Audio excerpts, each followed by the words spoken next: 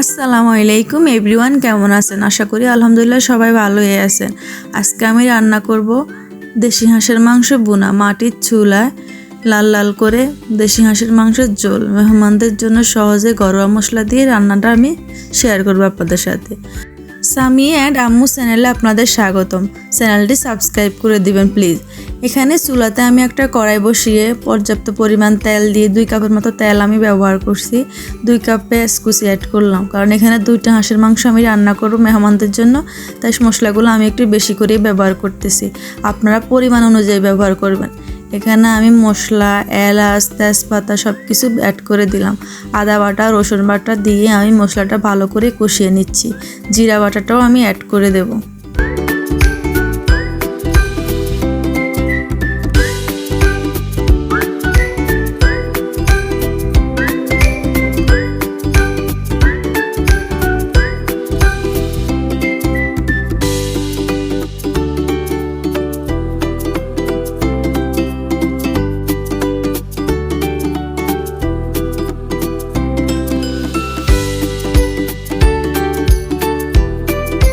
আজকের রান্নাটা আমি আমার নদের বাসায় করতেছি, ওইখান থেকে আপনাদের জন্য রেসিপিটা নিলাম। এখানে আমি টমেটো কুচিগুলো দিয়ে দিলাম। আমি টমেটোটা আগে ব্যবহার করি, আমার কাছে একটু গলে গেলে ভালো লাগে। শক্ত শক্ত থাকলে আমার কাছে মনে হয় যে তরকারিটা মাখো মাখো হয় না, তা আমি আগে টমেটোগুলো অ্যাড করে দিলাম। এখানে পরিমাণ মতো হলুদ গুঁড়া, মরিচ গুঁড়া, লবণ, টেস্টি লবণ আমি সব কিছু একে একে ব্যবহার করে দেব।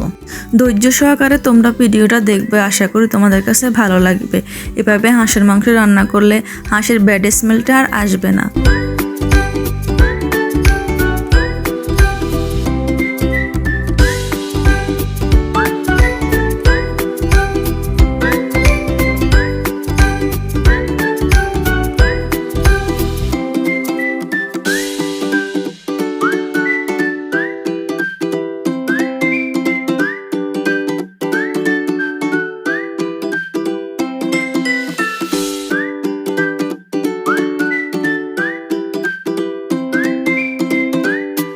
নেড়ে চেড়ে ভালো করে আমি মশলাটা কষিয়ে নিলাম।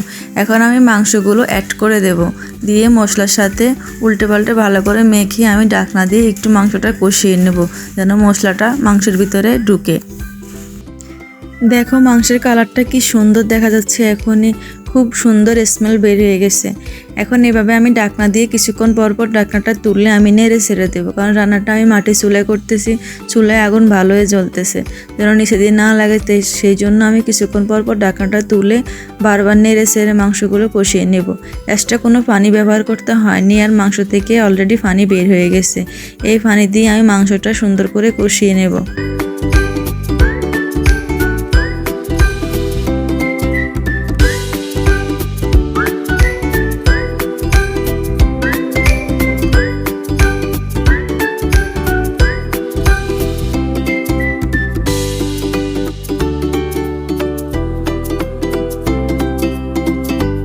মাংসগুলো আমার ভালো করে কষানো শেষ। এখন একটু পরিমাণ মতো আমি পানি দিয়ে দেব। বেশি পানি দেব না, আমার মাংস অলরেডি সিদ্ধ হয়েছে। অল্প পরিমাণ পানি দিয়ে আমি মাংসটা কুক করে নেব, কারণ হাঁসের মাংস তো একটু শক্ত থাকে, তাই একটু পানি ব্যবহার করছি। এই তো আমার মাংসটা কিছুক্ষণ রান্না করার পর আমার মাংসটা একদম অলরেডি হয়ে গেছে। দেখা কত সুন্দর কালার এসেছে। এখন একটু লবণটা একটু কম হচ্ছে, তা আমি একটু টেস্টি লবণ আবার ব্যবহার করে দিলাম। এভাবে মাংস রান্না করলে সবাই বাসার পছন্দ করবে, মেহমানদের জন্য করলে তারাও খুব পছন্দ করবে। এরকম মাংস রান্না করে 1 প্লেট ভাত তো অনায়াসে খাওয়া যায়। তোমরা বাড়িতে একবার ট্রাই করে দেখো, আশা করি তোমাদের কাছে ভালো লাগবে।